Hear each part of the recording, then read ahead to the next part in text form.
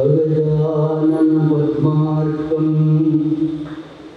गजाननमहर्निशम् अनेकदन्तं भक्तानाम् एकदन्तम् उपास्महे। अखण्डमण्डलाकारं व्याप्तं येन चराचरं तत्पदं दर्शितं येन तस्मै श्री गुरवे नमः। शङ्करं शङ्कराचार्यं केशवं बादरायणं सूत्रभाष्यकृतं वन्दे भगवन्तं पुनः पुनः। या देवी सर्वभूतेषु वासवीरूपेण संस्थिता नमस्तस्यै नमस्तस्यै नमस्तस्यै नमो नमः।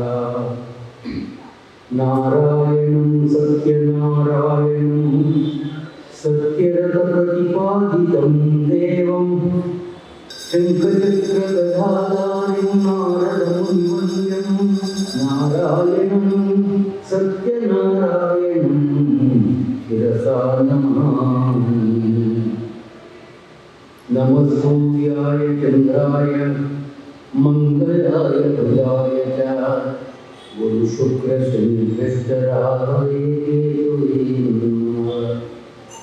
वसुदेवसुतं देवं कंसचाणूरमर्दनं देवकी कन्दं परमानन्दं कृष्णं वन्दे जगद्गुरुं श्रीराघवं राजीवलोचनं रघुकुलामयरत्नदीपम् आदानुभावं रवीन्द्रजनायताक्षं रामं भजे श्यामलं रामं भजे श्यामलं। गङ्गावतरङ्गं रमणीयगिरिकलामं गौरीनिरन्तरं विभूषितवामभागं नारायणं प्रियं मनन्दमन्दापहारं कैलासपुरवतीं भजे शङ्करं भजे शङ्करं। मनोजवं मारुततुल्यवेगं जितेन्द्रियं बुद्धिमतां वरिष्ठं वातात्मजं वानरयूथमुख्यं श्रीरामदूतं शिरसा नमामि। ಕ್ಷೇತ್ರಾಧಿದೇವಿಯಾದಂಥ ಜಗನ್ಮಾತೆಯಾದ ವಾಸವಿ ಕನ್ನಿಕಾ ಪರಮೇಶ್ವರಿಯ ಅಡಿಗಾವರಿಗೆ ಭಕ್ತಿ ಪ್ರಣಾಮಗಳನ್ನು ಸಲ್ಲಿಸಿ ಅಖಂಡಮಂಡಲದ ಅರ್ಥನಾದ ಜಗದ್ಗುರುವಿಗೆ ವಂದಿಸಿ ಸತ್ಯನಾರಾಯಣ ಸ್ವಾಮಿ ನವಗ್ರಹ ದೇವತೆಗಳು ಗೋಪಾಲಕೃಷ್ಣ ಸ್ವಾಮಿ ಮತ್ತು ಶ್ರೀಕಂಠೇಶ್ವರರ ಅಡಿಗಾವರಿಗೆ ವಂದಿಸಿ ನಿರಂತರ ಜ್ಞಾನಯಜ್ಞದ ವೇದಿಕೆ ಆರ್.ಪಿ. ರವಿಶಂಕರ್ ಅವರ ಸಭಾಂಗಣ ಮಲ್ಲೇಶ್ವರಂ 8ನೇ ಕ್ರಾಸ್ ಕನ್ನಿಕಾ ಪರಮೇಶ್ವರಿ ದೇವಸ್ಥಾನದ ಆವರಣದಲ್ಲಿರುವಂಥ ಈ ಸತ್ಸಂಗದ ಕೇಂದ್ರದಲ್ಲಿ ನಿರಂತರವಾಗಿ ನಡೀತಾ ಇರುವಂಥ ನಿರಂತರ ಜ್ಞಾನಯಜ್ಞದ ಅಡಿಯಲ್ಲಿ ಶ್ರೀಮದ್ ರಾಮಾಯಣದ ಉತ್ತರಾಖಂಡದ ಶ್ರೀರಾಮ ಮಹಾಪ್ರಸ್ಥಾನ ಅಥವಾ ರಾಮ ಪಟ್ಟಾಭಿಷೇಕದ ನಂತರದ ಕಥೆ ಅನ್ನುವುದನ್ನು ಅವಲೋಕನ ಮಾಡ್ತಾ ಇದ್ದೇವೆ. ಕಳೆದ ಒಂದು ವಾರಗಳಿಂದ ಮುಖ್ಯವಾಗಿ ಒಟ್ಟು ಆ ಒಂದು ಅಧ್ಯಾಯದಲ್ಲಿ ಬರುವಂಥ ಕಥೆಗಳನ್ನು ಸೂಕ್ಷ್ಮವಾಗಿ ತೆಗೆದುಕೊಂಡು ತಿಳಿಸುವಂಥ ಪ್ರಯತ್ನವನ್ನು ನಾವು ಮಾಡಿದ್ದೇವೆ. ಇವತ್ತು ಅದರ ಕೊನೆಯ ಭಾಗ ಲಕ್ಷ್ಮಣ ಮತ್ತು ರಾಮದೇವರ ಅಂತ್ಯವಾಗುವುದು. ಅಲ್ಲಿಗೆ ಉತ್ತರಾಖಂಡದ ಈ ಒಂದು ರಾಮ ಮಹಾಪ್ರಸ್ಥಾನ ಕಥೆ ಒಂದು ರೀತಿಯಲ್ಲಿ ಮಂಗಳವನ್ನು ಮುಟ್ಟುವಂಥ ಸಂದರ್ಭ. ಅಯೋಧ್ಯ ನಗರದಲ್ಲಿ ದಶರಥನ ಅರಮನೆಯಲ್ಲಿ ಈಗ ದಶರಥ ಇಲ್ಲ, ಕೌಸಲ್ಯ ಇಲ್ಲ, ಕೈಕೆ ಇಲ್ಲ, ಸುಮಿತ್ರೆ ಇಲ್ಲ, ಸುಮಂತ್ರ ಇಲ್ಲ, ವಸಿಷ್ಠರಿಲ್ಲ, ವಿಶ್ವಾಮಿತ್ರರಿಲ್ಲ. ಎಲ್ಲರೂ ಕೂಡ ಕಾಲನ ದವಡೆಗೆ ಸೇರಿದ್ದಾರೆ. ಕಾಲನನ್ನು ಎದುರಿಸುವುದಕ್ಕೆ ಯಾರಿಗಲೂ ಸಾಧ್ಯ ಇದೆ. ಭಗವಂತನಾದ ರಾಮನಿಗೂ ಅವತಾರ ಅಂತ್ಯವಾಯಿತು, ಭಗವಂತನಾದಂಥ ಕೃಷ್ಣನಿಗೂ ಅವತಾರ ಅಂತ್ಯವಾಯಿತು. ದಶಾವತಾರಗಳಲ್ಲಿ ಬಂದಂಥ ಎಲ್ಲ ಅವತಾರಗಳು ತಮ್ಮ ಅಂತ್ಯವನ್ನು ಕಂಡಿದ್ದಾರೆ. ಹಾಗೆಯೇ ಹೇಗೆ ಪುನರುತ್ಥಾನ ಜನ ಮನುಷ್ಯನಿಗೆ ಹೇಗೆ ಮರಣ ಕಟ್ಟಿಟ್ಟ ಬುದ್ಧಿಯೋ ಹಾಗೆಯೇ ಅವತಾರ ಪುರುಷರಾಗಿ ಬಂದಂತಹ ದೇವತೆಗಳಿಗೂ ಕೂಡ ಮರಣ ಅಂತ ಇರೋದಿಲ್ಲ, ಅಂತ್ಯ ಕಟ್ಟಿಟ್ಟ ಬುದ್ಧಿ. ಅದಕ್ಕೆ ಹೊರತಾಗಿರುವ ರಾಮದೇವರ ಅಂತ್ಯವೂ ಕೂಡ ಅತ್ಯಂತ ಸೂಕ್ಷ್ಮ ಕಥೆ. ಅಯೋಧ್ಯೆಯಲ್ಲಿ ಯಾರೂ ಇಲ್ಲ. ರಾಮದೇವರು ಲವಕುಶರಿಗೆ, ಲವನಿಗಾಗಿ ಲವಸ್ಥಳಿ, ಕುಶನಿಗಾಗಿ ಕುಶಸ್ಥಳಿ ಎಂಬ 2 ನಗರವನ್ನು ನಿರ್ಮಾಣ ಮಾಡಿ ತನ್ನ 2 ಮಕ್ಕಳಿಗೂ ಆ ನಗರವನ್ನು ಬಹುಮಾನವಾಗಿ ಕೊಟ್ಟು ಅಲ್ಲಿ ಅವರು ರಾಜ್ಯಭಾರ ಮಾಡುವಂತಹ ವ್ಯವಸ್ಥೆಯನ್ನು ಮಾಡಿದ್ದಾರೆ.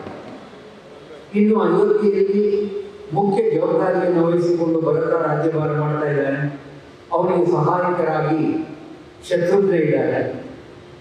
ರಾಮ ನೆಪಕ್ಕೆ ಮಾತ್ರ ಆಡಳಿತ ರೂಢನಾಗಿರದೆ ಮೇಲ್ವಿಚಾರಣೆಯನ್ನ ನೋಡಿಕೊಳ್ಳುವಂಥ ಸಂದರ್ಭ. ಒಟ್ಟಿನಲ್ಲಿ ಅಯೋಧ್ಯೆಯಲ್ಲಿ ಈಗ ಅರಮನೆ ಮುಖ್ಯವಾದ ಎಲ್ಲ ಹಿರಿಯರನ್ನು ತೆಗೆದುಕೊಂಡು ಒಂದು ರೀತಿ ಬರಿದ್ದಾರೆ. ಹಿರಿಯರು ಯಾರೂ ಇಲ್ಲ. ದಶರಥನಿಂದ ಹಿಡಿದು ಎಲ್ಲಿಯವರು ಎಲ್ಲರೂ ಕೂಡ ತಮ್ಮ ಅಂತ್ಯವನ್ನು ಕಂಡಿದ್ದಾರೆ. ಒಂದೊಂದು ದಿನ ರಾಮದೇವರು ವಿಶ್ರಾಂತಿ ತಗೊಳ್ಳಬೇಕು ಅಂತ ವಿಶ್ರಾಂತಿ ಗೃಹದಲ್ಲಿ ತಾವು ಇದ್ದಾಗ ಇದ್ದಕ್ಕಿದ್ದಾಗ ಒಬ್ಬ ಸಮಾಚಾರ ಬಂದು ಹೇಳ್ತಾನೆ, ಮಹಾಪ್ರಭು ನಿಮ್ಮನ್ನು ನೋಡುವುದಕ್ಕೆ ಸಾಕ್ಷಾತ್ ಯಮಧರ್ಮ ಬಂದಿದ್ದಾನೆ ಅನ್ನೋ ಮಾತನ್ನೇ ಹೇಳ್ತಾನೆ. ಕಳೆದ ಸಂಚಿಕೆಯಲ್ಲಿ ನಾವು ರಾಮದೇವರ ಕನಸಿನಲ್ಲಿ ಯಮ ಕಂಡದ್ದನ್ನು ಸೂಚನೆ ಮಾಡಿದ್ದೇವೆ. ಯಾವಾಗ ಅಕಸ್ಮಾತ್ ಆಗಿ ಕನಸಿನಲ್ಲಿ ಯಮ ಕಂಡನೋ ಅಥವಾ ಯಮನ ದೂತರು ಕಂಡರೆ ನಮ್ಮ ಅಂತ್ಯ ಹತ್ತಿರವಾಗ್ತಾ ಇದೆ ಅಂತ ಸೂಚನೆ. ಅದನ್ನು ನಾವು ಕೂಡ ಇವತ್ತು ಪರಿಗಣನೆಗೆ ತಗೊಳ್ಬೇಕು. ಕನಸಿನಲ್ಲಿ ಅದು ಬೆಳಗಿನ ಜಾವ, ಮಧ್ಯರಾತ್ರಿಯಲ್ಲಿ ಬೀಳುವ ಕನಸಿಗೆ ಅರ್ಥ ಇರೋದಿಲ್ಲ. ಬೆಳಗಿನ ಜಾವ ಇದ್ದಂಥ ಕನಸಿಗೆ ಅರ್ಥ ಇರುತ್ತೆ. ಅದು 175 ಭಾಗ ನಡೆಯುತ್ತೆ. ರಾಮದೇವರಿಗೆ ಆಗಲೇ ಸೂಚನೆ ಬಂದಿದೆ. ಆದರೂ ಕೂಡ ಇವತ್ತು ನಿಜವಾದ ಯಮಧರ್ಮನೇ ಬಂದಿದ್ದಾನೆ ರಾಮದೇವರನ್ನು ನೋಡಿ.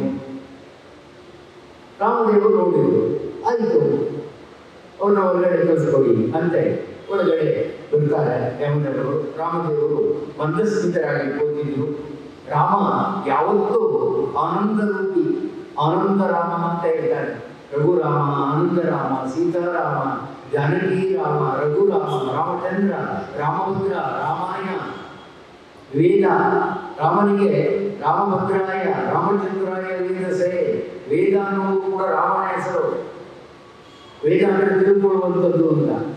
ರಾಮ ಅನ್ನುವ ಹೆಸರಿನಲ್ಲಿ ತಿಳ್ಕೊಳ್ಳೋದು ಬೇಕಾದಷ್ಟಿದೆ.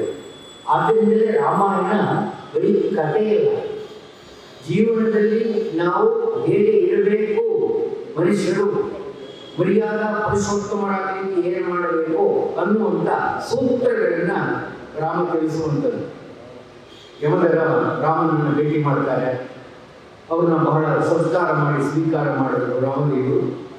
ಯಮಧರ್ಮ ಹೇಳಿದ್ದಾರೆ, ರಾಮ ನಿನ್ನ ಹತ್ರ ಒಂದು ಅತ್ಯಂತ ಮುಖ್ಯವಾದ ವಿಚಾರವನ್ನು ವಿಮರ್ಶೆ ಮಾಡಬೇಕು, ಚರ್ಚೆ ಮಾಡಬೇಕು. ಆದ್ದರಿಂದ ಸ್ವಲ್ಪ ಅವಕಾಶ ನೀನು ನನಗೆ ಕೊಡಬೇಕು.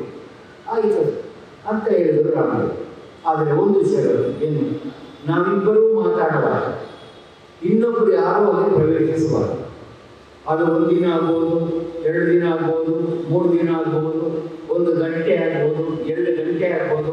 ಕಾಲದ ಮಿತಿ ನಾವು ಹೇಳಲಿಕ್ಕಾಗೋದು. ಯಾರು ಬಾಗಿಲಲ್ಲಿ ಒಬ್ಬರು ಕಾವಲು ನಿಲ್ಲಿಸಿರ್ಬೇಕು. ಎಂಥ ದೊಡ್ಡ ಮನುಷ್ಯರಿಂದ ಹಿಡಿದು ಚಿಕ್ಕವರಾದರೂ ನೇರವಾಗಿ ನಾವಿಬ್ಬರು ಮಾತಾಡುವಾಗ ಒಳಗಡೆ ಪ್ರವೇಶ ಮಾಡ. ಹಾಗೇನಾದರೂ ಆದರೆ ನನಗೆ ಕೋಪ ಬರುತ್ತೆ, ಇದಕ್ಕೆ ನೀನು ಒಪ್ಪಿಗೆ ಕೊಡಬೇಕು. ರಾಮದೇವರು ಯಮಧರ್ಮನಿಗೆ ನೀನು ಹೇಳಿದ ಮಾತನ್ನು ಶಿರಸಾವಹಿಸ್ತೇನೆ. ಅಕಸ್ಮಾತ್ ನಾವು ಮಾಡಿದ ಈ ಒಂದು ಕಟ್ಟಪ್ಪಣೆಗೆ ಮೀರಿ ಯಾರಾದರೂ ಒಳಗಡೆ ಪ್ರವೇಶ ಮಾಡಿದರೆ, ಒಳಗಡೆ ಪ್ರವೇಶ ಮಾಡಿದವರು ಯಾರೇ ಆಗಲಿ ಅವನನ್ನು ನಾನು ನೋಡಿದ ಕೂಡಲೇ ಅವನ ತಲೆ ಸಹಸ್ರ ಓಡಾಗುತ್ತೆ. ಇದೇ ನಾನು ನಿನ್ನ ಮಾತಿಗೆ ಕೊಡುವಂಥ ಭರವಸೆ ಅಂತ ರಾಮದೇವರು ಯಮಧರ್ಮನಿಗೆ ಸೂಕ್ತವಾದ ಪ್ರತಿಜ್ಞೆಯನ್ನು ಮಾಡಿ. ಒಳಗಡೆ ಬಂದ ವ್ಯಕ್ತಿಯನ್ನು ರಾಮದೇವರು ಮುಖ ನೋಡಿದರೆ ನೀನು ಯಾಕೆ ಬಂದೆ, ಯಾರು ನಿನ್ನನ್ನು ಬಿಟ್ಟರು ಅಂತ ಕೇಳಲಿಕ್ಕೆ ರಾಮದೇವರು ನೋಡಿದ ಕೂಡಲೇ ಅವನ ತಲೆ ಸಿಡಿದು ಅವನು ಮರಣವನ್ನು ಹೊಂದುತ್ತಾನೆ. ಇದು ರಾಮದೇವರ ಪ್ರತಿಜ್ಞೆ ಮತ್ತು ಯಮಧರ್ಮನಿಗೆ ಕೊಟ್ಟಂತಹ ಮಾತು. ನಮಗೆ ಬಹಳ ಆನಂದವಾಯಿತು. ಇಬ್ಬರು ಪ್ರತ್ಯೇಕವಾಗಿ ಕುಳಿತು ಬಾಗಿಲಲ್ಲಿ ಮಾತಾಡಬೇಕು ಅಂದಾಗ ರಾಮದೇವರು ಬಾಗಿಲನ್ನು ಕಾಯುವುದಕ್ಕೆ ಲಕ್ಷ್ಮಣನನ್ನು ಕರೀತಾರೆ. ಲಕ್ಷ್ಮಣ, ಈಗ ನೀನು ನಾವಿಬ್ಬರು ಮಾತಾಡ್ತಾ ಒಳಗಡೆ ಕೂತಿರ್ತೇವೆ. ನಾವು ಬಂದು ಮಾತು ಮುಗಿದಿದೆ ಅನ್ನುವಾಗ ನೀನು ಬಾಗಿಲು ತೆಗಿಬೇಕು. ಅಲ್ಲಿವರೆಗೆ ಯಾರನ್ನೂ ಬಿಡಬಾರದು, ನೀನು ಕೂಡ ಒಳಗಡೆ ಬರಬಾರದು. ಅದು 1 ದಿನ ಆಗ್ಬೋದು, 2 ದಿನ ಆಗ್ಬೋದು, 3 ದಿನ ಆಗ್ಬೋದು, 1 ವಾರ ಆಗ್ಬೋದು. ನಾವು ಮುಗಿತು ಅಂತ ಬಂದಾಗ ನೀನು ಜಾಗವನ್ನ ಅಲ್ಲಿಂದ ಕದಲಬೇಕು. ಅದಕ್ಕಿಂತ ಮೊದಲು ನೀನು ಹೋಗಬಾರ್ದು, ಯಾರನ್ನೂ ಬಿಡಬಾರ್ದು. ಇದು ನನ್ನ ಆಜ್ಞೆ. ಶಿರಸಾವಹಿಸಿದ್ದೇನೆ ಎಂದರು ಲಕ್ಷ್ಮಣದೇವರು. ಲಕ್ಷ್ಮಣ ರಾಮನನ್ನ ಸೇವೆ ಮಾಡುವುದಕ್ಕೆ ಬಂದಿದ್ದು, ಸೀತೆಯನ್ನು ಸೇವೆ ಮಾಡುವುದಕ್ಕೆ ಲಕ್ಷ್ಮಣೋ ಲಕ್ಷ್ಮೀ ಸಂಪನ್ನ ಅಂತ ಹೇಳ್ತಾರೆ. ಅಂದ್ರೆ ಸೀತೆಯ ಸೇವೆಯನ್ನು ಯಾವಾಗ ಸೀತೆ ರಸಾತಲ ಪ್ರವೇಶಕ್ಕೆ ಹೊರಟೋದು ಆವತ್ತಿಂದ ಲಕ್ಷ್ಮಣ ತನ್ನ ಅರ್ಧ ಆಯುಸ್ಸನ್ನು ಕಳ್ಕೊಂಡಿದ್ದಾನೆ. ಮುಖದಲ್ಲಿ ಸಂತೋಷ ಇಲ್ಲ, ಆನಂದವನ್ನು ನೋಡುವುದಿಲ್ಲ, ಪಂಚಭಕ್ಷ ಪರಮಾನವನ್ನು ಊಟ ಮಾಡುವುದಿಲ್ಲ. ಯಾವಾಗಲೂ ಏನೋ ಚಿಂತೆಯಲ್ಲಿರ್ತಾನೆ, ನನ್ನ ಅತ್ತಿಗೆಯನ್ನು ಕಳ್ಕೊಂಡಲ್ಲ ಅನ್ನುವಂಥ ಚಿಂತೆ ಲಕ್ಷ್ಮಣನನ್ನು ಕಾಡ್ತಾ ಇದೆ. ಆಗಲೇ ಒಂದು ಚಿಂತೆ ಹೊರಗಡೆ ಕಾಡ್ತಾ ಇದೆ. ಚಿಂತೆ ಇದ್ದ ಮನುಷ್ಯನಿಗೆ ಸಮಾಧಾನ ಇರುವುದಿಲ್ಲ, ಮನಸ್ಸು ಸಮಾಧಾನ ಇರುವುದಿಲ್ಲ, ಮುಖದಲ್ಲಿ ಸೌಂದರ್ಯ ಇರುವುದಿಲ್ಲ, ಮಾಡುವ ಕೆಲಸದ ಮೇಲೆ ಶ್ರದ್ಧೆ ಇರುವುದಿಲ್ಲ. ಈ ಚಿಂತೆ ಎಲ್ಲವನ್ನು ಸುಟ್ಟು ಭಸ್ಮ ಮಾಡುತ್ತೆ. ಕೊನೆಗೆ ನಮ್ಮ ದೇಹವನ್ನು ಒಂದು ದಿವಸ ಚಿಂತೆಯ ಮೇಲೆ ಮಲಗಿಸುತ್ತೆ. ಅದೇ ಚಿಂತೆ ಮಾಡುವ ಕೆಲಸ. ಆದ್ದರಿಂದ ಚಿಂತೆಗೆ ನಾವು ಒಳಗಾಗಬಾರದು. ಬಂದದ್ದೆಲ್ಲ ಬರಲಿ, ಗೋವಿಂದನ ದಯೆ ಬಂದಿದೆ. ಕಷ್ಟ ಬಂತು ಭಗವಂತನಿಗೆ ಒಪ್ಪಿಸೋದು. ಮಾನ ಹೋದ್ರು ನಿಂದೆ, ಸನ್ಮಾನ ಆದರೂ ನಿಂದೆ. ಮಾನ ಕರೀತೀಯಾ ಕರಿ, ಸನ್ಮಾನ ಕೊಡಿಸ್ತೀಯಾ ಕೊಡು. ಈ ನಿರ್ಧಾರಕ್ಕೆ ನಾವು ಬಂದರೆ ಒಂದು ರೀತಿ ನಾವು ಗೆದ್ದಾರೆ.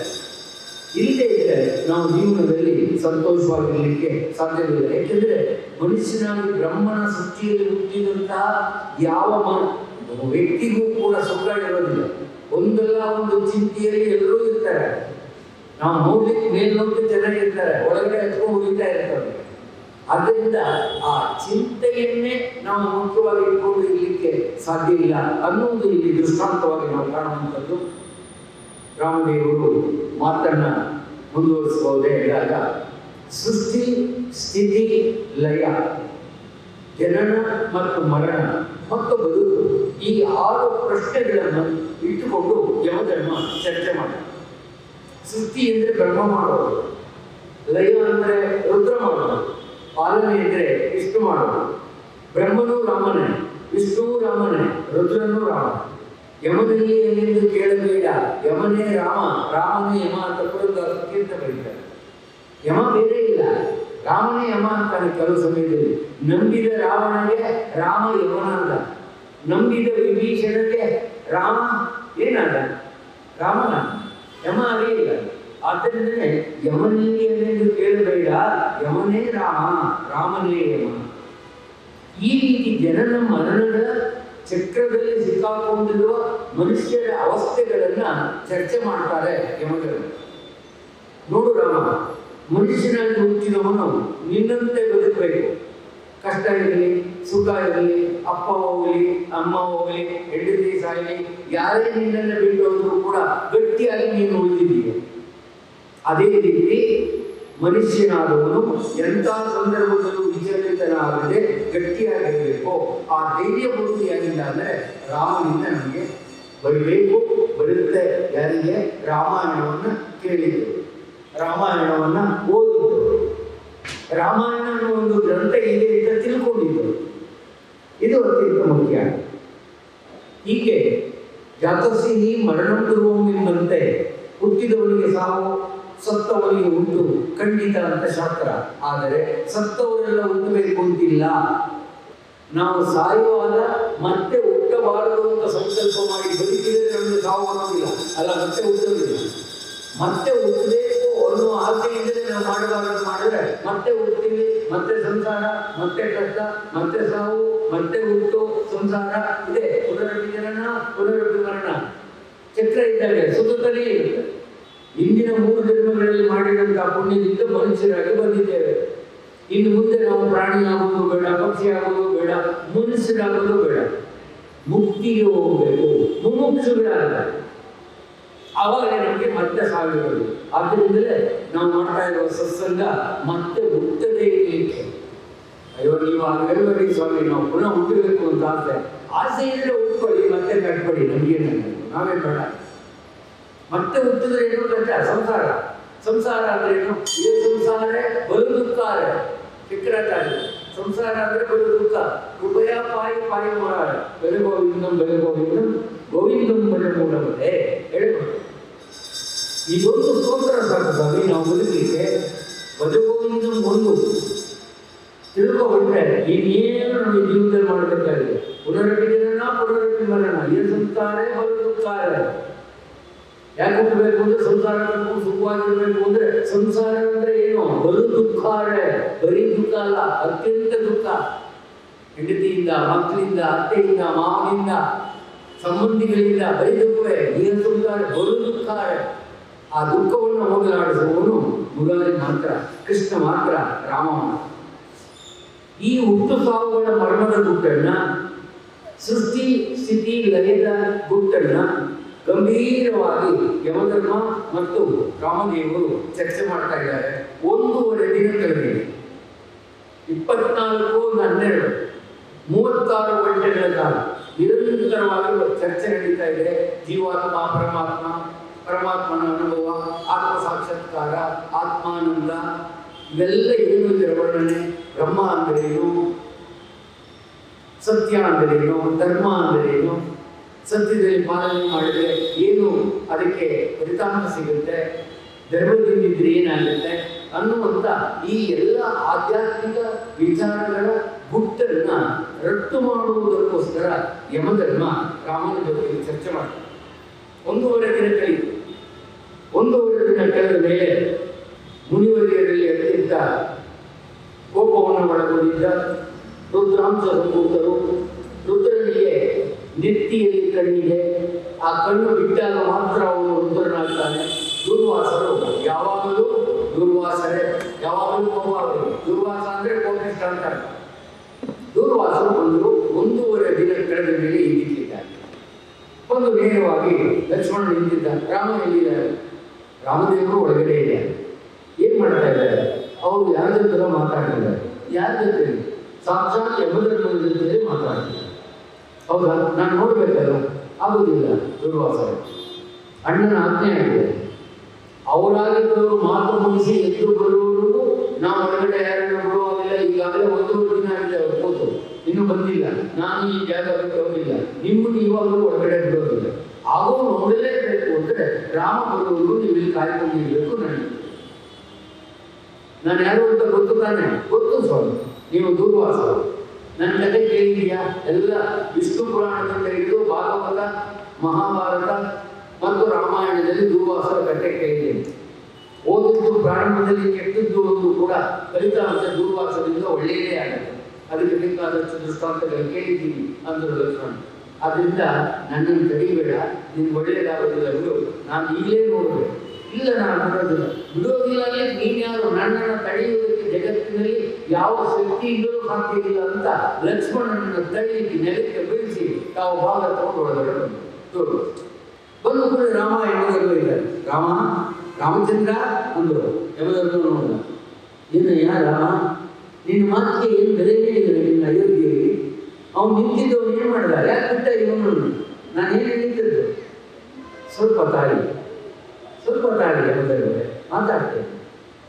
ದುರ್ವಾಸನಿಗೆ ಹೇಗೆ ಬಿಟ್ಟ ಲಕ್ಷ್ಮಣ? ಮೊದಲು ಬಿಡೋದಿಲ್ಲ ಅಲ್ಲ, ಬೇಕಾದಷ್ಟು ಚರ್ಚೆ ಆಯಿತು. ಅವನು ಕೊನೆಗೆ ಅವನನ್ನು ಧಿಕ್ಕರಿಸಿ ನೆಲಕ್ಕೆ ಬೆಳೆಸಿ ನಾನು ಹೊರಗಡೆ ಬಂದಿರುವುದು. ಅಲ್ಲಿಗೆ ಲಕ್ಷ್ಮಣದ್ದು ತಪ್ಪಲ್ಲ ಅನ್ನೋದು ನಿರ್ಣಯ ಆಗಬೇಕು. ಎಂತ ತಪ್ಪನ್ನು ಮಾಡಿದ್ದೀರಿ ದುರ್ವಾಸರೇ? ಏನ್ ಮಾಡಿದೆ? ನಿನ್ನ ಹತ್ರ ಏನು ಮುಖ್ಯವಾಗಿ ಮಾತಾಡೋದಾಗಲಿ. ಏನಾಗಿದೆ ಗೊತ್ತಾ? ನಾನು ಲಕ್ಷ್ಮಣನನ್ನು ಅಲ್ಲಿ ನಿಲ್ಲಿಸಿದಾಗ ಯಮಧರ್ಮರಿಗೆ ಒಂದು ಮಾತನ್ನು ಕೊಟ್ಟಿದ್ದೇನೆ. ರಾಮ ಹೇಳ್ತಾನೆ, ಏನು?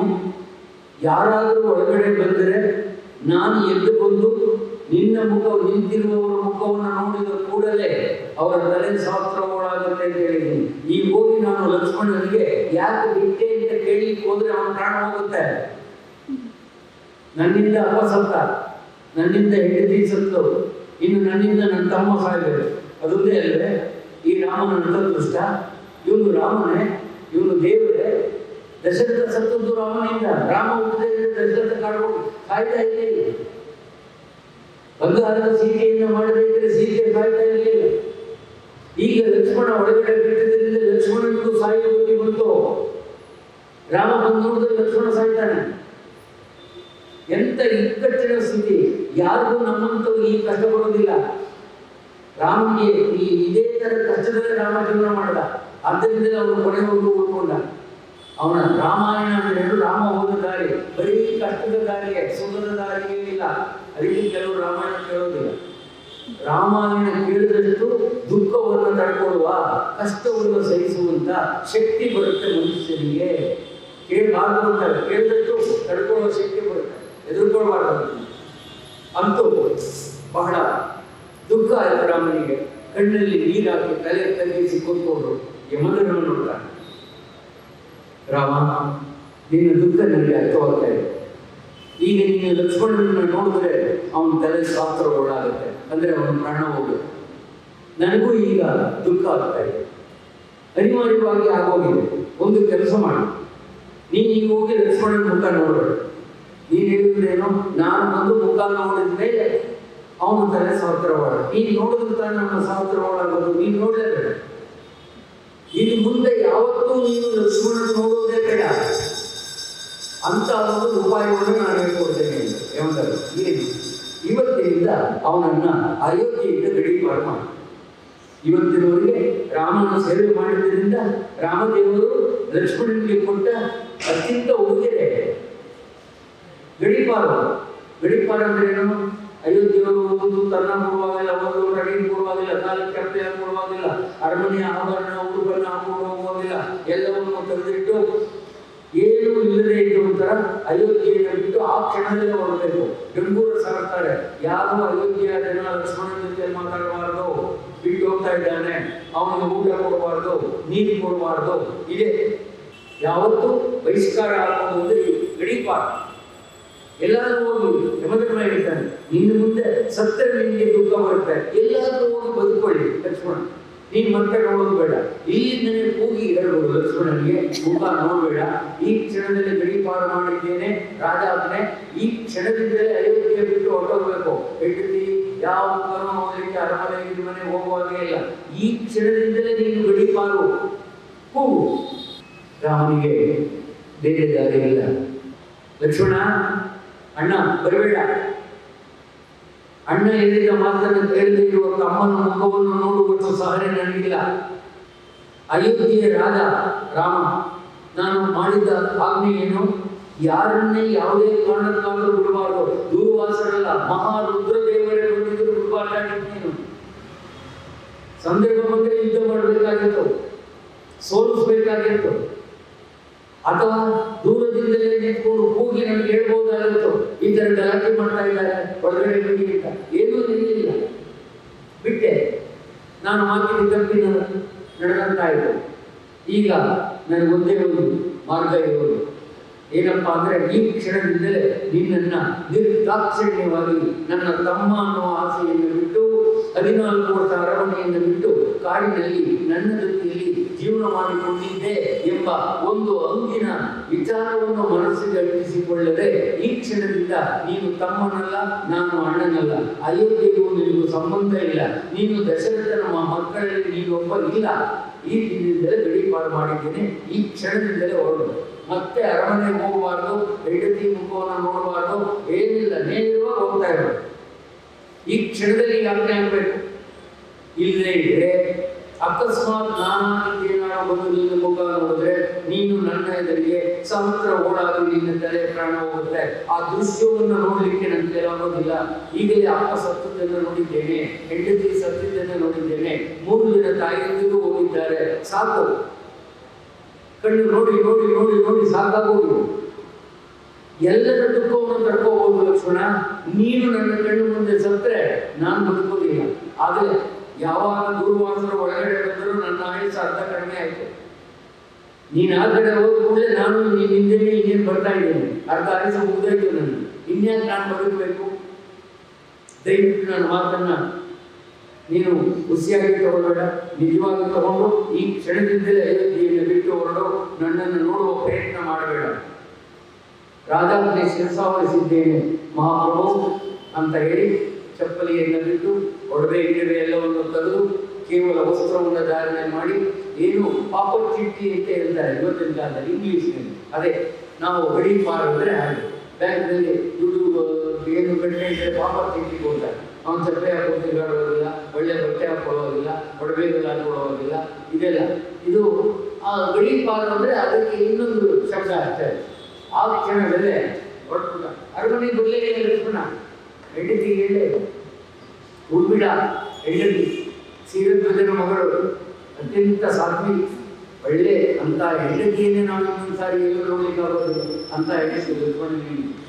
ಹೆಂಡತಿಗೂ ಮಾತಾಡಿದ ಹೊರಟ. ಇಡೀ ಅಯೋಧ್ಯೆಯ ಜನ ಬೆಂಗೂರ ಸಾಧಿಸಿದ್ದಾರೆ. ಆ ಕೂಡಲೇ ಸುಮಂತ್ರರು, ಮಹಾಮಂತ್ರಿ ಸುಮಂತ್ರ ಇಲ್ಲ, ಈಗ ಅವರ ಮಗ ಇದ್ದಾರೆ ಸುಭಾಷಿತ, ಅವರು ಇಡೀ ಅಯೋಧ್ಯೆಯಲ್ಲಿ ಬೆಂಗೂರ ಸಾಧಿಸಿದರು. ಇವತ್ತಿನಿಂದ ರಾಮದೇವರು ಲಕ್ಷ್ಮಣನನ್ನು ಗಡಿಪಾರು ಮಾಡಿದ್ದಾರೆ.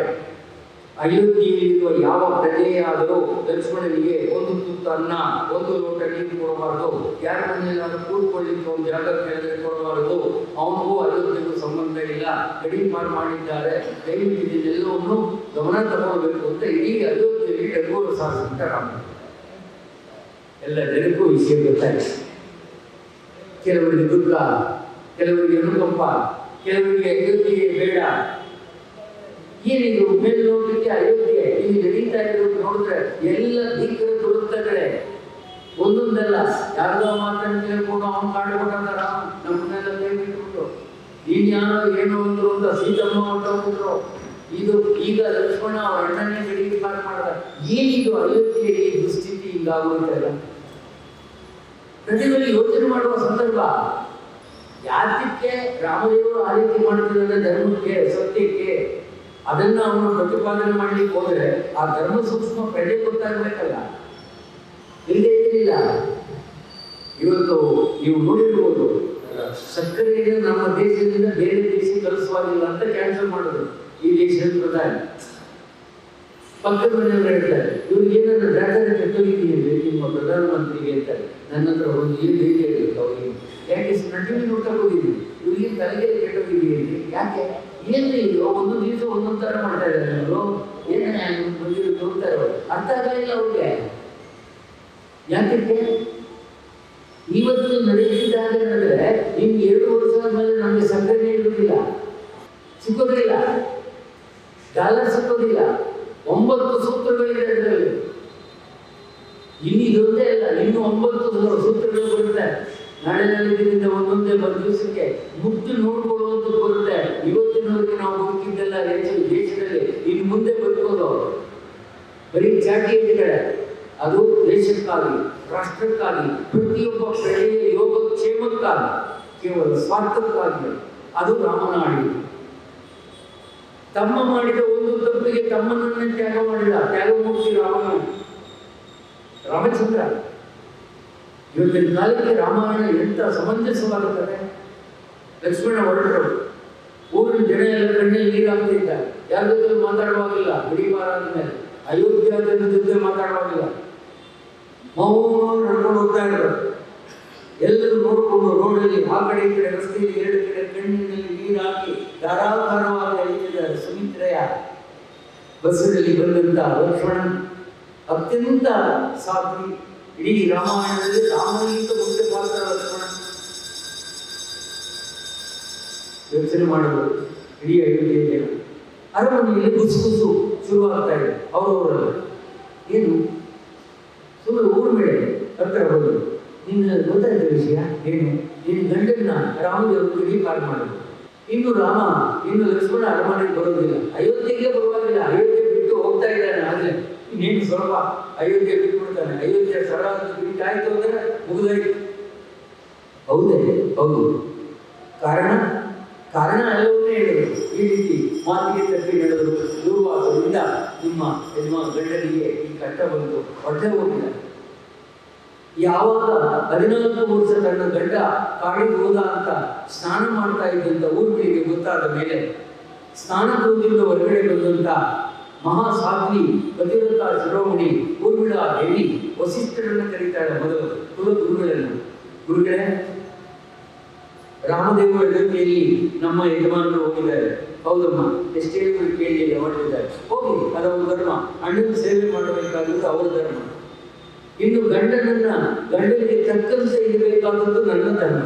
ರಾಮಾಯಣದ ಪ್ರತಿಯೊಂದು ಪಾತ್ರಗಳು ಧರ್ಮವನ್ನು ತೂಕ ಮಾಡಿ ಇಡ್ತವೆ ನಮ್ಮ ಮುಂದೆ.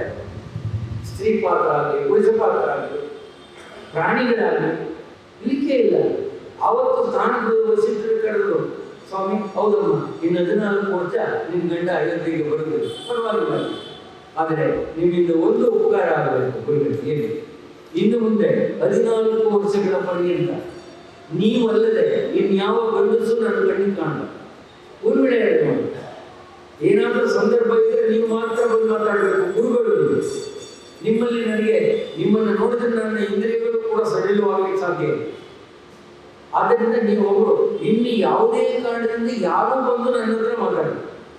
ಇದೊಂದು ನನ್ನದು. ಆವತ್ತಿನಿಂದ 14 ವರ್ಷಗಳ ಕಾಲ ವಸಿಷ್ಠರಲ್ಲದೆ ಇನ್ನೊಂದು ಗಂಡನ್ನು ತಮ್ಮ ಕಣ್ಣಿನಲ್ಲಿ ನೋಡದೆ ಜೀವನ ಮಾಡಿದ ಮಹಾಸಾಧ್ವಿ ಊರ್ಮಿಳಾ. ಇವತ್ತಿನ ಸ್ತ್ರೀ ಪಾತ್ರಗಳು ಕೇಳಬೇಕಿದೆ. ಸೀರೆ ತಂದುಕೊಡ್ಲಿಲ್ಲ ಅಂತ ಗಂಡನ ಬಿಡುತ್ತಾರೆ, ಚಿನ್ನ ತಂದುಕೊಡ್ಲಿಲ್ಲ ಅಂತ ನೀನು ಗಂಡನ ಬೇಡ ಅನ್ನೋಕ್ಕಾಗ. ಎಂತಂದ್ರೆ ಇದು ಪತಿವ್ರತೆ ಅಂದ್ರೆ ಏನು? ಮುಗಿದಾಯ್ತು, ಇನ್ನೊಂದು ಗಂಡನ ನೋಡೋದಿಲ್ಲ. ಇಷ್ಟಕ್ಕೂ ಸುಮಿತ್ರೆ ಯಾವ ಊರ್ಮಿಳೆ ಲಕ್ಷ್ಮಣನಿಂದೇನು ಸುಖಪಟ್ಟಿಲ್ಲ, ಆದರೂ ಕೂಡ ಗಂಡನ ಮೇಲೆ ಅಷ್ಟು ರೀತಿ ಇತ್ತು.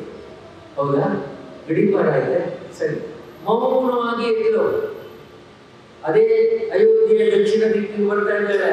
ಆಗಲೇ ಲಕ್ಷ್ಮಣದೇವರು ಹೋಗ್ತಾ ಇದ್ದಾರೆ ಅದೇ ದಿಕ್ಕಿನಲ್ಲಿ.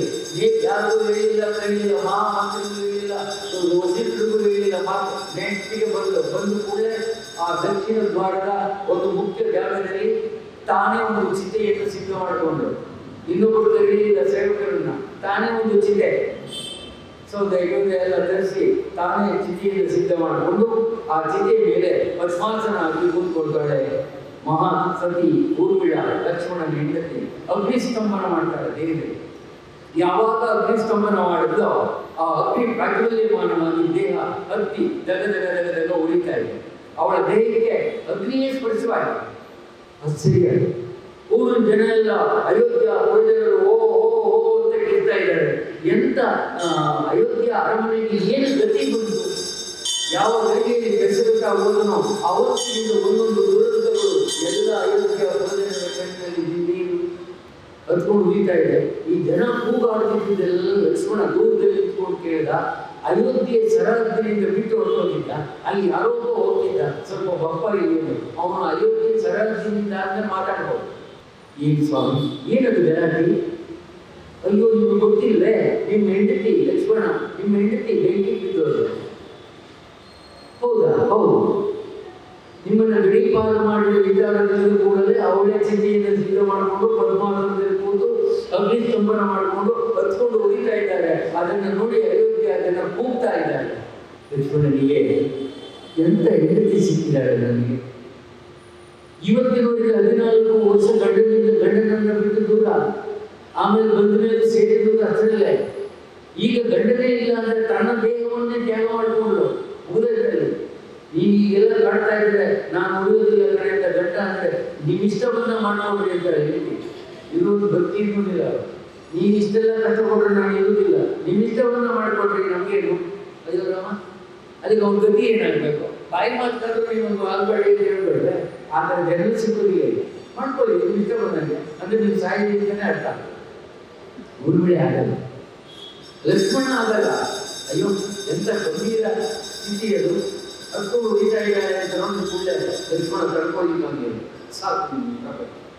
ಗರೀಬಾರಾಗಿ ಅಯೋಧ್ಯೆಯನ್ನು ಬಿಟ್ಟು ಹೋದ್ಮೇಲೆ ಇನ್ನೊಂದು ರಾಜ್ಯದಲ್ಲಿ ಇನ್ನೊಬ್ಬರು ಗಂಡನ ಕೈಯನ್ನು ಚಾಚಿ ಯಾವುದೋ ಉದ್ಯೋಗ ಮಾಡಿ ಬದುಕುವುದಕ್ಕಿಂತ ರಾಮ, ಇವತ್ತಿನವರೆಗೆ ನಿನ್ನ ಸೇವೆ ಮಾಡಿದ ಪುಣ್ಯ ನನಗಿರಲಿ, ಸಾಕು, ನನ್ನ ಬಂದ ಕೆಲಸ ಆಯಿತು ಅಂತ ಕೂಡಲೇ ಆದಿಶೇಷನನ್ನ ಸ್ಮರಣೆ ಮಾಡ್ತಾರೆ.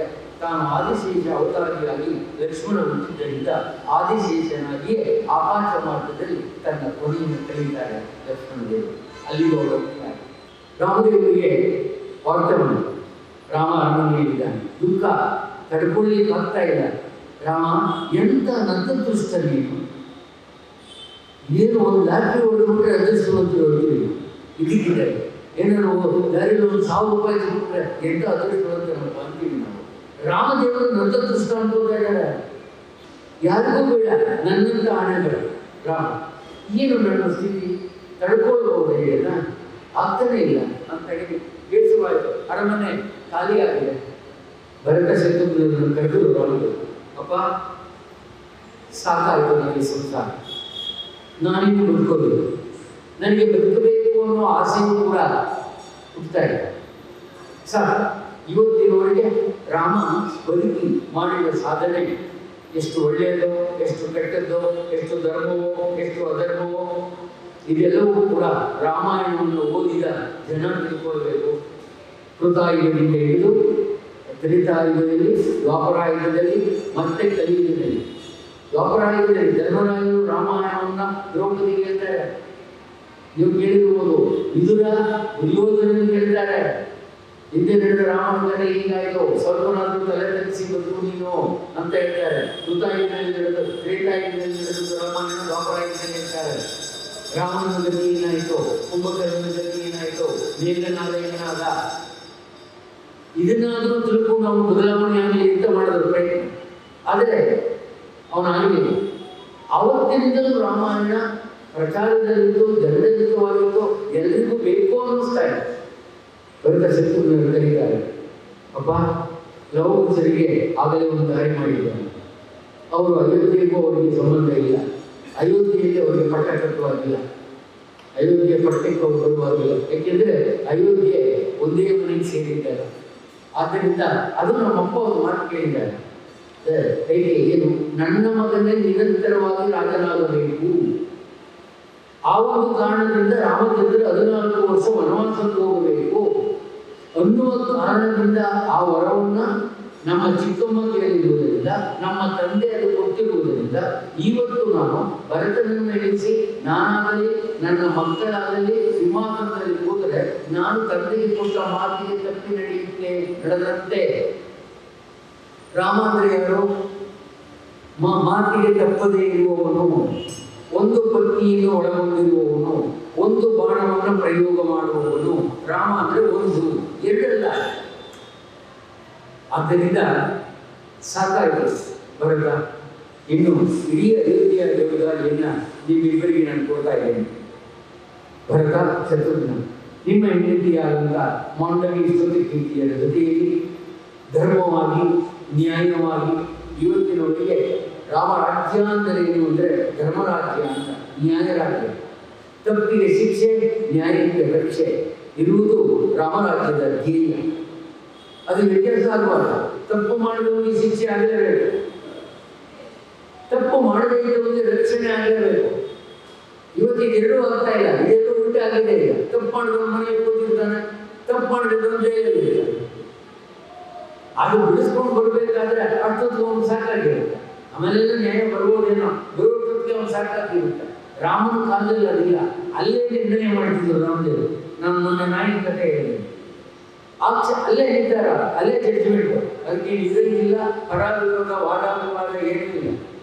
ಇವಾಗ 1 ವರ್ಷದಿಂದ ವಾದ ಮಾಡೋದು ಮುಗಿಲಿಲ್ಲ, ಇನ್ನೊಂದು ವರ್ಷ ಟೈಮ್ ತಗೊಂಡು ಇನ್ನೊಂದು ವರ್ಷದೊಳಗಡೆ ಇದು ಸಂಪೂರ್ಣ ಮಾಡಬೇಕು ಅಂತ. ಈ 1 ವರ್ಷ ಏನ್ ಮಾಡಿದ್ರು ಅವರು? ಏನು ಲೆಕ್ಕಾಚಾರ ಬೇಡ ಅದಕ್ಕೆ. ಅವನು ತಪ್ಪು ಮಾಡಿದಾನೋ ಸರಿ ಮಾಡಿದಾನೋ ಅದು ಆಮೇಲೆ. ನೀವು ಮಾಡಿದ್ದೇನು 1 ವರ್ಷ, ಬರೀ 50 ಸಾಕ್ಷಿಗಳನ್ನು ಮಾತ್ರ ಹುಡುಕಿದ್ರೆ ಇನ್ನು 200 ನೀವು ಹುಡ್ಕೋದು. ನೀವು ಹೀಗೆ ಮಾಡೋದಾಗಲ್ಲ. ಇನ್ನು 1 ವರ್ಷದೊಳಗಡೆ ಕೊಡಲಿಲ್ಲ ಅಂದರೆ ಮುಖ್ಯವಾಗಿ ತಗೊಂಡಿರೋದನ್ನ ಏನು ಮಾಡಬೇಕು ನಾನು ಮಾಡ್ತೀನಿ ಅಂತ ನನ್ನ ಜಡ್ಜ್ಮೆಂಟ್ ಕೊಡೋದು. ಈಗ ಆ ಬೈಕಾದವರು 1 ವರ್ಷದಲ್ಲಿ ಕೆಲಸ ಮಾಡ್ತಾರೆ. ಇಂಥ ಒತ್ತಾಯದ ಕಾನೂನನ್ನ ರಾಮರಾಜ್ಯದಲ್ಲಿ ಇರಲಿಲ್ಲ, ಒಂದೇ ಕಾನೂನು.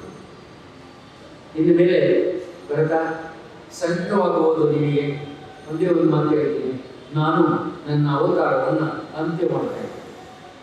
ಹೇಗೆ ದಶರಥ ಸಾಯುವಾಗ ಅವರ ಜೊತೆ ಅವರ ಹತ್ತಿರ ಮಕ್ಕಳು ಯಾರೂ ಇರಲಿಲ್ವೋ? ಲಕ್ಷ್ಮಣ ತನ್ನ ಪ್ರಾಣವನ್ನು ಬಿಡುವಾಗ ಅವರ ಪಕ್ಕದಲ್ಲಿ ಯಾರೂ ಇರಲಿಲ್ವೋ? ಹಾಗೆಯೇ ರಾಮನು ತನ್ನ ಅವತಾರವನ್ನು ಮುಗಿಸುವಾಗ ನೀನ್ಯಾರೂ ಪಕ್ಕದಲ್ಲೇ ಇರಬಾರ್ದು. ರಾಮ ಒಬ್ಬನೇ ಹೋಗ್ತಾನೆ, ಪಕ್ಕಕ್ಕೆ ಯಾರು ಒಳ್ಳೆಯಬಾರ್ದು. ಏಕೆಂದರೆ ನಡ್ಕೊಂಡು ಮುಂದಿದ್ದಾರೆ, ನನ್ನ ಅವತಾರವನ್ನು ನಾನು ಅಂತ್ಯ ಮಾಡ್ತೇನೆ. ಅದೇ ರಾಮ ಮಹಾಪ್ರಸ್ಥಾನ, ರಾಮನ ಕೊನೆಯ ಪ್ರಯಾಣ. ಪ್ರಸ್ಥಾನ ಅಂದರೆ ಪ್ರಯಾಣ, ಕೊನೆಯ ಪ್ರಯಾಣ, ಆ ಅವತಾರದ ಕೊನೆಯ ಪ್ರಯಾಣ. ರಾಮಾವತಾರ ಅಂದರೆ ಕೃಷ್ಣ ಅವತಾರಕ್ಕೆ ಅದೇ ಭಗವಂತ ಬರ್ತಾನೆ, ಆದರೆ ರಾಮಾವತಾರದ ಕೊನೆಯ ಪಯಣ ಅದು. ಆದ್ದರಿಂದ ನಾನು ಮಹಾಪ್ರಸ್ಥಾನಕ್ಕೆ ಹೋಗ್ತೇನೆ. ಇದು ನಾನಾಗಿದ್ದೇ ನಾನೇ ಬಯಸಿ ಹೋಗ್ತಾ ಇರುವುದರಿಂದ ನೀವು ದುಃಖ ಪಡಬಾರ್ದು. 100 ವರ್ಷ ಆಗಿ ಸತ್ತವರ ಬಗ್ಗೆ ದುಃಖ ಪಡಬಾರ್ದು, ಸಂತೋಷ ಪಡಬೇಕು. ಇನ್ನು 20, 25, 30 ವರ್ಷ ಸತ್ತೋದ್ರ ಬಗ್ಗೆ ದುಃಖ ಪಡಿ. 100 ವರ್ಷ ಆಗಿ ಸತ್ತೋದ್ರೆ ಕೂತ್ಕೊಂಡ್ರೆ ಏನು ಪ್ರಯೋಜನ? ದೇವರಂತೆ ಬದುಕಿದ್ರು, ಸತ್ತಿದ್ದಾರೆ, ಸಂತೋಷವಾಗಿರ್ಬೇಕು, ಸಂತೋಷವಾಗಿ ಕಾರ್ಯ ಮಾಡಬೇಕು. ಇವ್ರು ಆಗಲ್ಲ, ಸತ್ತರು ಅಂದ್ರೆ ಹೇಳೋದು ಕೆಲಸ. ವಯಸ್ಸು ನೋಡೋದಿಲ್ಲ, ಒಳ್ಳೆಯವ್ರು ನೋಡೋದಿಲ್ಲ, ಕೆಟ್ಟವ್ರು ನೋಡೋದಿಲ್ಲ, ತಲೆ ಹೊಡೆದವ್ರು ಸತ್ತರು ಹೊಡ್ತಾರೆ, ಚೆನ್ನಾಗಿರೋರು ಸತ್ತರು ಹೊಡ್ತಾನೆ, ರೌಡಿ ಸತ್ತರು ಹೊಡ್ತಾನೆ, ಒಳ್ಳೆಯವರು ಸತ್ತರು ಹೊಡ್ತಾನೆ. ಅದಕ್ಕೊಂದು ಅರ್ಥ ಬೇಡಿದೆ. ಯಾರು ಸತ್ರ ಹೇಳಬೇಕು, ಯಾರು ಸತ್ರ ಹೇಳಬಾರ್ದು, ಸತ್ತಾಗಲೇ ಗೊತ್ತಾಗುತ್ತೆ. ಸದ್ಯ ಇವ್ರು ಸತ್ತಲ್ಲ ಅಂದ್ರೆ ಆಯ್ತಲ್ಲಿ ನಾವು ಹುಟ್ಟಿ ಸಾಕ್ತ, ಸದ್ಯ ಸತ್ತಲ್ಲ ಅಂದ್ರೆ ಮುಗಿತು. ಅಯ್ಯೋ ಸತ್ತೋದ್ರಲ್ಲ ಅನ್ನಿಸ್ಕೊಂಡು ಬದುಕಬೇಕಾದ್ರೆ ಬಹಳ ಕಷ್ಟ. ರಾಮ ಇದು ಒಂದು ರೀತಿ ಆಜ್ಞೆ ಮಾಡುವುದಿಲ್ಲ, ಯಾರೋ ನನ್ನನ್ನು ನೋಡಿ ಬರಬಾರದು. ನಾನು ಸರಿಯು ನದಿಯ ದಂಡೆಯಲ್ಲಿ ನಾನಾಗಿದ್ದು ನನ್ನ ಅವತಾರವನ್ನು ಮುಗಿಸುವುದಕ್ಕೆ ಸಿದ್ಧನಾಗುತ್ತೇನೆ ಅಂತ ಹೇಳಿ ಆ ದಿವಸವೇ ಯಮಧರ್ಮನನ್ನ ಹಿಂದೆ ಕಳಿಸಿದ್ದಾರೆ. ಯಮಧರ್ಮನಿಗೂ ಕೂಡ ಆಗಲೇ ಯಮಧರ್ಮ ಬಂದಾಗಲೇ ರಾಮನ ಕೊನೆಯ ಪ್ರಯಾಣದ ಸೂಚನೆ. ಅದಕ್ಕೆ ಯಮಧರ್ಮ ಬಂದದ್ದು.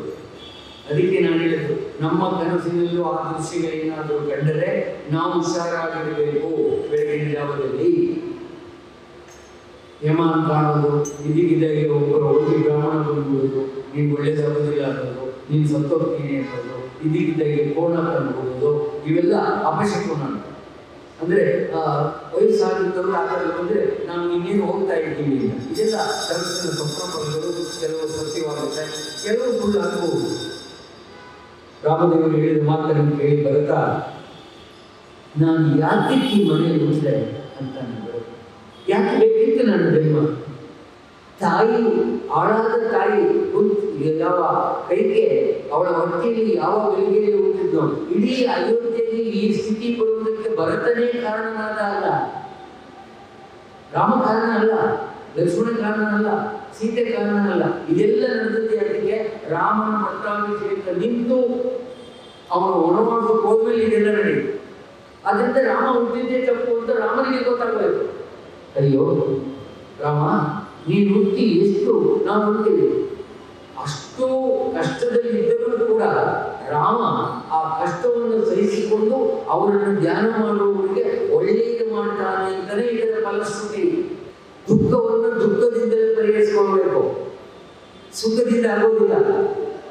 ಯಾವತ್ತು ಒಬ್ಬ ಏನೋ ಕಷ್ಟದಲ್ಲಿದ್ದೀವಿ, ಚೆನ್ನಾಗಿ ಹೋಗಿ ನಿಮ್ಮ ಕಷ್ಟ ಹೇಳ್ಕೊಂಡು ಕೇಳ್ತಾರ ಅವರು? ಕೇಳೋದಿಲ್ಲ.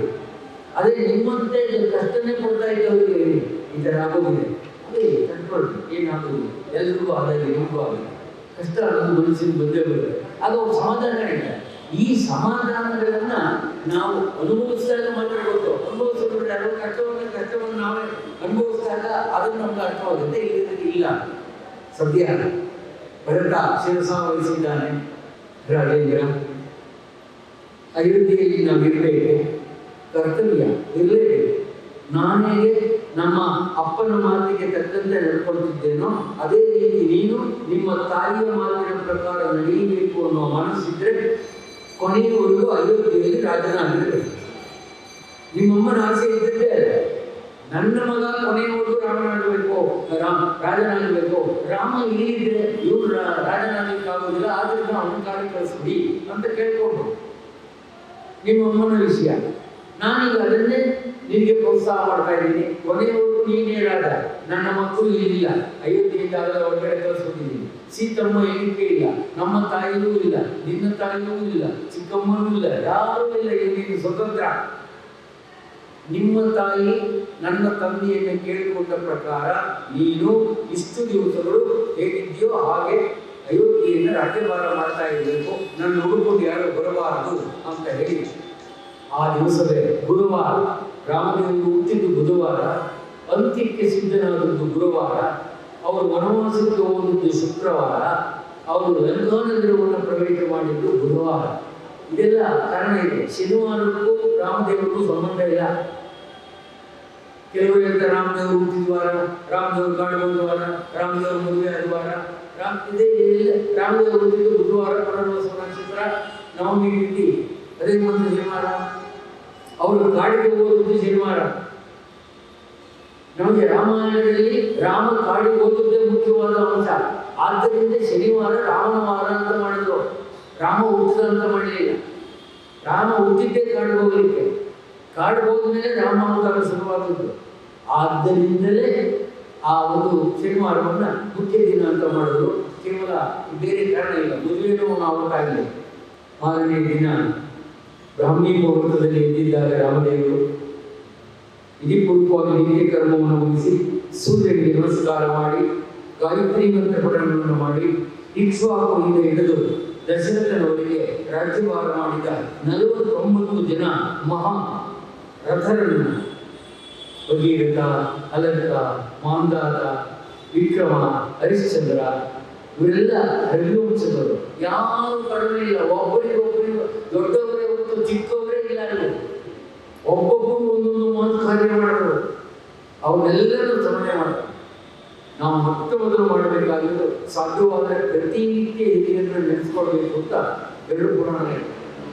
ನಮ್ಮ ಮನೆಯಲ್ಲಿ ಸತ್ತಿರೋ ನಮ್ಮ ತಾಯಿ, ನಮ್ಮ ತಂದೆ, ನಮ್ಮ ಅಜ್ಜಿ, ನಮ್ಮ ತಾತ, ಮುತ್ತಾತ ಯಾರು ಸತ್ತಿದ್ದಾರೆ ಅವರನ್ನ ಪ್ರತಿನಿತ್ಯ ಸುಮ್ಮನೆ ಮನಸ್ಸಿನಲ್ಲಿ ನೆನೆಸ್ಕೋಬೇಕು. ನಮಗೆ ಆಯಸ್ಸು ವೃದ್ಧಿ ಆಗುತ್ತೆ. ತಿಥಿ ಮಾಡೋದು ಸಹ ಮಾತ್ರ ಅಲ್ಲ, ಇದು ಅತ್ಯಂತ ಸೂಕ್ಷ್ಮ. ಪ್ರತಿದಿನ ರಾಮದೇವರು ಇಡೀ ರಘುವಂಶವನ್ನು ಸ್ಮರಣೆ ಮಾಡ್ತಾ ಇದ್ರು. ಇಕ್ಷ್ವಾಕುವಿಂದ ಹಿಡಿದು ಆಮೇಲೆ ಅಜ, ಆಮೇಲೆ ದಶರಥ ಬರುತ್ತೆ. ಹಾಗೆ ಎಲ್ಲರನ್ನು ನೆನೆಸ್ಕೊಂಡು ಕೊನೆಯವರೆಗೆ ತೃಪ್ತಿಯಾಗಿ ಭರತನಿಗೆ ಮತ್ತೊಂದು ಸಾರಿ ಹೇಳಿ ಸರಿಯು ನದಿಯ ದಂಡೆಯ ಕಡೆ ಹೊರಟರು. ಆಗಲೇ ಅಯೋಧ್ಯೆಯ ಜನರಿಗೆ ವಿಚಾರ ಗೊತ್ತಾಗುವುದು. ಎಲ್ಲ ಜನಗಳಿಗೂ ವಿಚಾರ ತಿಳಿಸಿದ್ರು. ರಸ್ತೆಯ ಇಕ್ಕೆಡೆಗಳಲ್ಲಿ ರಾಮನನ್ನು ನೋಡಿ ಎಲ್ಲರ ಕಣ್ಣಿನಲ್ಲಿ ನೀರು ಆಗ್ತಾ ಇದೆ.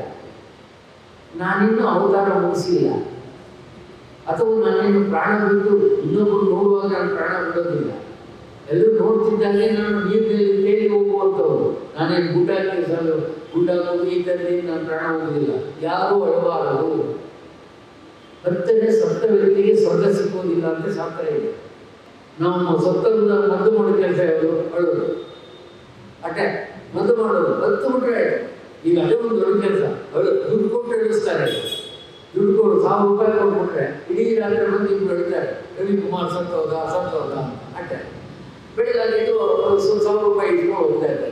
ನಾನು ಯಾರು ಅಂತಾನೆ ಅವ್ರಿಗೆ ಗೊತ್ತಿಲ್ಲ. ಇಡೀ ರಾತ್ರಿ ನನ್ನ ಹೆಸರು ಹೇಳ್ಕೊಂಡು ಅಳೋದು. ಏನು ಪ್ರಯತ್ನ? ಅದೆಲ್ಲ ಅರ್ಥವೇ ಇಲ್ಲ. ರಾಮದೇವರು ಯಾರೂ ಅಳಬಾರದು.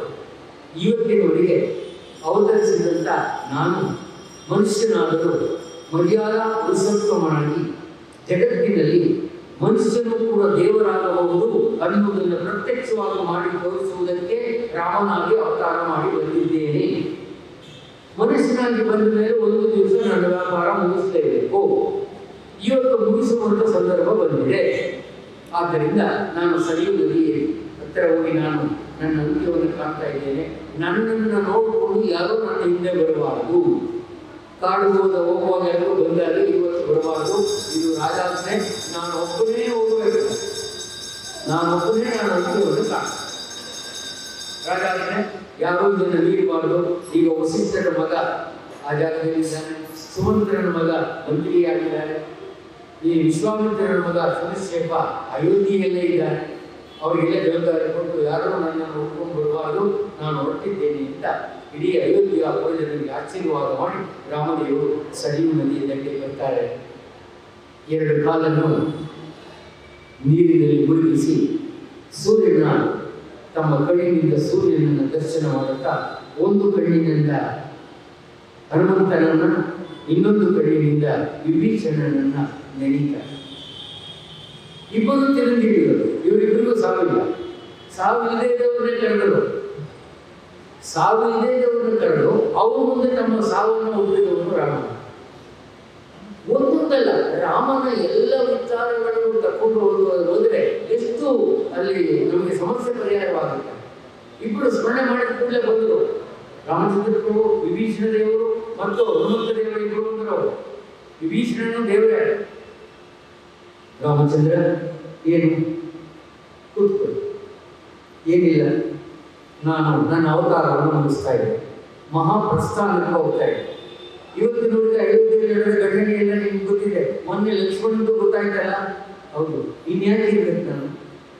ಏನಿದೆ ಈ ಅವತಾರದಲ್ಲಿ ಸಾರ್ಥಕತೆ? ಏನಾದರೂ ಈ ಅವತಾರದಲ್ಲಿ ತಿಳ್ಕೊಳ್ಳುವಂಥದ್ದಿದ್ರೆ ಕಲಿಯುಗದಲ್ಲಿ ಬರುವಂತ ಮನುಷ್ಯರಿಗೆ ಮಾತ್ರ ಇದು ಸೂತ್ರವಾಗುತ್ತೆ. ತ್ಯಾಗದಿಂದ ನಿಸ್ವಾರ್ಥಿಗಳಾಗಿ ಧರ್ಮ ಪರಿಪಾಲನೆಯಲ್ಲ ಸತ್ಯವಂತರಾಗಿ ಬಾಳಿದವರು ದೇವರಾಗಬಹುದು ಅನ್ನುವ ಸೂತ್ರವನ್ನು ತಿಳಿಸುತ್ತೆ ಹೊರತು ರಾಮನಲ್ಲಿ ಹೇಳ್ಕೊಳ್ಳುವಂತ ಕಥೆ ಏನೂ ಇಲ್ಲ ಅಲ್ಲ ಸ್ವಾಮಿ. ಅಂತ ರಾಮದೇವರ ಬಾಯಲ್ಲೇ ಈ ಮಾತು ಬಂದ ಮೇಲೆ ದೇವಸ್ಥಾನಕ್ಕೆ ಒಂದು ಗಂಟೆ ಕೊಡಿಸ್ಬಿಟ್ಟು ಊರವರಿಗೆಲ್ಲ ಹೇಳ್ತೀವಿ ನಾವು, ಒಂದು ಗಂಟೆ ಕೊಡಿಸಿದ್ದೀನಿ, ಗಂಟೆ ಕೊಡಿಸಿದ್ದೀನಿ, ಗಂಟೆ. ಆ ಥರ ಹೇಳ್ಕೊಳ್ಳುವಾಗಿದ್ರೆ ರಾಮ ಎಚ್ಚೆತ್ಕೋಬೇಕಾಗಿತ್ತು. ಏನೂ ಇಲ್ಲ ನನ್ನಿಂದ, ನಾನು ಅಂತ್ಯವಾಗ್ತಾ ಇದ್ದೇನೆ, ನೀವು ಅಂತ್ಯ ಇಲ್ಲದೇ ಇದ್ದವರು, ನೀವಿರುವವರು ನನ್ನ ಕಥೆ ಉಳಿದಿರಬೇಕು.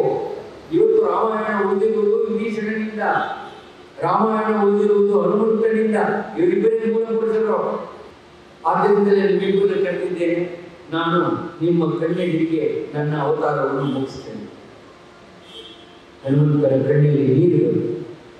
ಸ್ವಾಮಿ, ನಾವೆಂತ ನತದೃಷ್ಟರು, ಎಂತ ನಿರ್ಭಾಗ್ಯರು, ನಮಗೆ ಸಾಧ್ಯ ಇಲ್ವಲ್ಲ.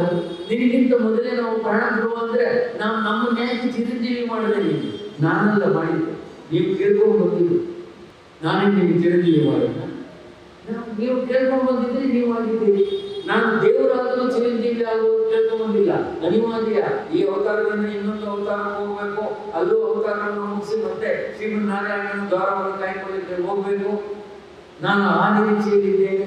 ಆದ್ದರಿಂದ ನೀವಿಬ್ಬರು ನನ್ನ ಅಕ್ಕಪಕ್ಕ ಇದ್ದೀರಲ್ಲ, ಅಷ್ಟೇ ಅಂತ ಹೇಳಿ ಸೂರ್ಯ ಚಂದ್ರರ ಒಂದು ರೀತಿ ನೀವಿಬ್ಬರು ನನಗಿದ್ದೀರಿ ಅಂತ ಅವರಿಗೆ ಪ್ರಾರ್ಥನೆ ಮಾಡಿ, ಇನ್ನು ಮೇಲೆ ಅಯೋಧ್ಯೆಯಲ್ಲಿ ಯಾವ ಭರತ ರಾಜ್ಯಭಾರ ಮಾಡ್ತಾನೆ, ಹನುಮಂತ ನೀನು ಅವನಿಗೆ ಸಹಾಯಕನಾಗಿದೆ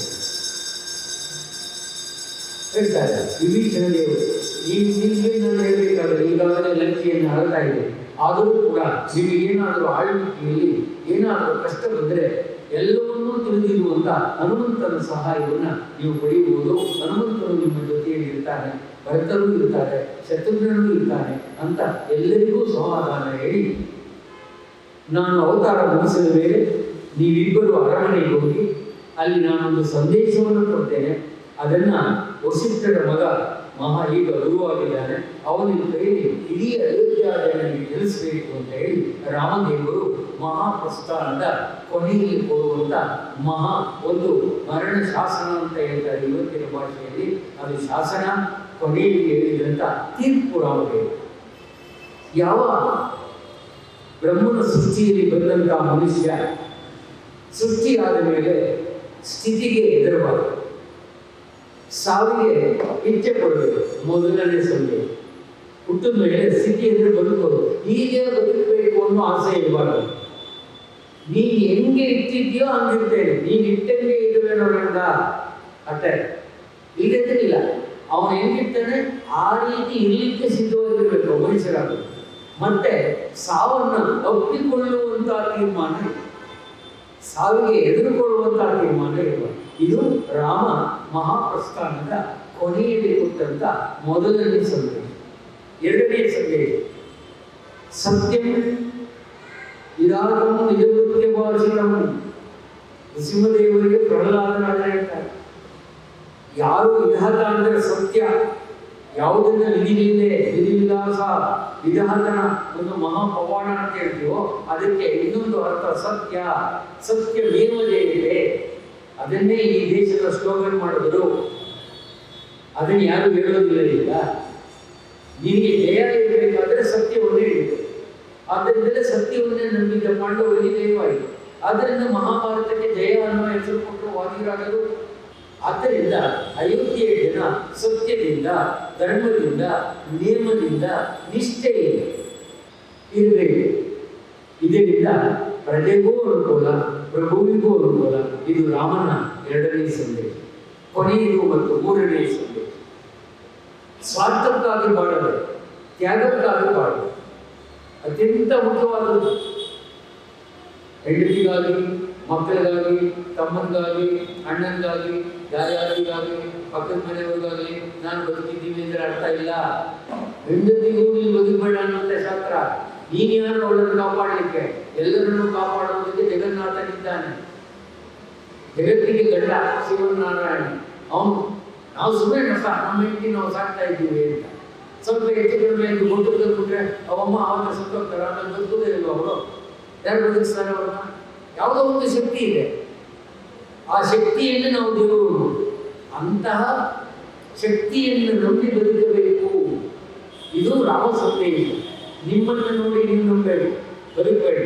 ತ್ಯಾಗವನ್ನು ಗುರಿಯಾಗಿಟ್ಟುಕೊಂಡು, ಧರ್ಮವನ್ನು ಗುರಿಯಾಗಿಟ್ಟುಕೊಂಡು, ಪ್ರಜೆಯಾಗಿ ಪ್ರಭುವಿಗೆ ಅಧೀನರಾಗಿ, ಪ್ರಭು ಪ್ರಜೆಗೆ ಅಧೀನರಾಗಿ ರಾಜ್ಯಭಾರ ಮಾಡಿದರೆ ಅಂತ ರಾಜ್ಯ ಸುಕ್ಷೇಮವಾಗಿರುತ್ತೆ, ಸುದೀರ್ಘವಾಗಿರುತ್ತೆ, ಶಾಂತಿಯಿಂದ ಇರುತ್ತೆ ಅಂತ ಹೇಳಿ ಹನುಮಂತ ಮತ್ತು ವಿಭೀಷಣ ಇಬ್ಬರು ಎದ್ದು ನಿಂತು ರಾಮನಿಗೆ ಕೊನೆಯ ನಮಸ್ಕಾರವನ್ನು ದೀರ್ಘದಡ್ಡವಾಗಿ ಮಾಡುವಾಗ ರಾಮದೇವರು ಸೂರ್ಯನ ಕಡೆ ಮುಖವನ್ನು ಮಾಡಿ ಸೂರ್ಯನನ್ನೇ ನೋಡುತ್ತಾ ತಮ್ಮ ಎರಡು ಕಾಲನ್ನು ನದಿಯಲ್ಲಿ ಮುಳುಗಿಸಿ ನಾನು ಹೋಗುತ್ತೇನೆ ಅಂತ ಗಂಗೆಯಲ್ಲಿ ಲೀನವಾಗಿ ರಾಮದೇವರು ತಮ್ಮ ಅವತಾರವನ್ನು ಅಂತ್ಯ ಕರೀತಾರೆ. ಇವತ್ತು ನಾವು ಅದಕ್ಕೆ ಬೇಕಾದಷ್ಟು ಅರ್ಥ ಇದೆ. ಗರುಡ ಪುರಾಣದಲ್ಲಿ ಗಂಗೆಯಲ್ಲೇ ನೀರಿಗೆ ಹೋಗಲಿಕ್ಕೆ ಕಾರಣ ಏನು, ಅಸ್ಥಿ ವಿಸರ್ಜನೆಗೂ ಅದಕ್ಕೂ ಸಂಬಂಧ ಇದೆ ಅನ್ನುವಂಥ ಪೌರಾಣಿಕ ಹಿನ್ನೆಲೆಯನ್ನು ಕೂಡ ಅದರಲ್ಲೇ ಕೊಡ್ತಾರೆ. ಕೃಷ್ಣ ತನ್ನ ಕೊನೆಯ ದಿನಗಳನ್ನು ಕೂಡ ಅಗ್ನಿಯಲ್ಲಿ ಇದೇ ರೀತಿ ಕೈಯಿದ್ದಾನೆ. ಆದ್ದರಿಂದಲೇ ನಾವು ಶವ ಸಂಸ್ಕಾರ ಇತ್ಯಾದಿಗಳಲ್ಲಿ ಅಗ್ನಿಯನ್ನು ಸ್ಪರ್ಶ ಮಾಡ್ತೀವಿ, ನೀರು ತಗೊಂಡು ಮುಗಿಸ್ತೀವಿ, ಸತ್ತವರಿಗೆ ಸ್ನಾನ ಮಾಡ್ತೀವಿ. ಈ ಎಲ್ಲ ಕಾರಣಗಳು ಕೂಡ ರಾಮಾಯಣ ಮಹಾಭಾರತದಲ್ಲಿ ಅಂತರ್ಗತವಾಗಿರುವಂಥ ವಿಷಯಗಳು ಅಂತ ಹೇಳಿ ಇಂಥ ರಘುರಾಮಚಂದ್ರ ತಾನು ಮಹಾಪ್ರಸ್ಥಾನಕ್ಕೆ ಹೋದಂತೆ ನಾವು ಜೀವನದಲ್ಲಿ ತ್ಯಾಗಿಗಳಾಗಿ, ನಿಸ್ವಾರ್ಥಿಗಳಾಗಿ, ಧರ್ಮಶೀಲರಾಗಿ, ದಯಾಪರರಾಗಿ ಬದುಕಿ ಭಗವಂತ ಕೊಟ್ಟ ಆಯುಷನ್ನು ಪೂರ್ತಿ ಅನುಭವಿಸಿ ರಾಮನಂತೆ ನೆಮ್ಮದಿಯಿಂದ ಉಸಿರನ್ನು ಬಿಡುವಂಥ ಒಂದು ವರವನ್ನು ಶ್ರೀರಾಮಚಂದ್ರ ನಮ್ಮನ್ನೆಲ್ಲರಿಗೂ ಕೊಡಲಿ ಅಂತ ಕೇಳಿಕೊಂಡು ಇವತ್ತಿನವರೆಗೆ ನಡೆದಂಥ ಶ್ರೀರಾಮ ಮಹಾಪ್ರಸ್ಥಾನ ಉತ್ತರಾಖಂಡದ ಈ ಅಪರೂಪದ ಕಥೆಯನ್ನು ಇವತ್ತು ನಾವು ಸಂಪನ್ನ ಮಾಡಿ ಮಂಗಳೂರಿಗೆ ಸಂಪನ್ನ ಮಾಡ್ತೇವೆ. ಮಂಗಳೂರು ಕೌಸಲೇಂದ್ರಾಯ ಮಹನೀಯಮಹಾತ್ಮರೇ ಚಕ್ರವರ್ತಿ ತನುಜಾಯ ಸಾರ್ವಭೌಮಾಯ ಶ್ರೀ ಯತ್ಕಾಂತಾಯ ಕಲ್ಯಾಣ ವಿಜಯೇಂದ್ರಿಯ ಶ್ರೀರಾಮ ಶ್ರೀಮದ್ ವೆಂಕಟನಾಥಾಯ ಶ್ರೀನಿವಾಸಾಯ.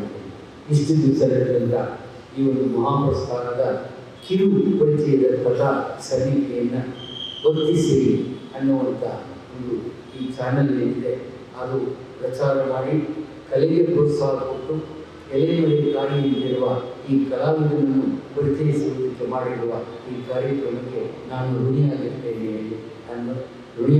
ಎನ್ನುವುದನ್ನು ತಿಳಿಸಿ ಅನ್ಯತಾ ಶರಣಮಾಸ್ತಿ ತಮೇವ ಶರಣಮಮ ತಸ್ಮಾತ್ ಕಾರುಣ್ಯ ಭಾವೇನ ರಕ್ಷಮಾಂ ಜನಾರ್ದನ.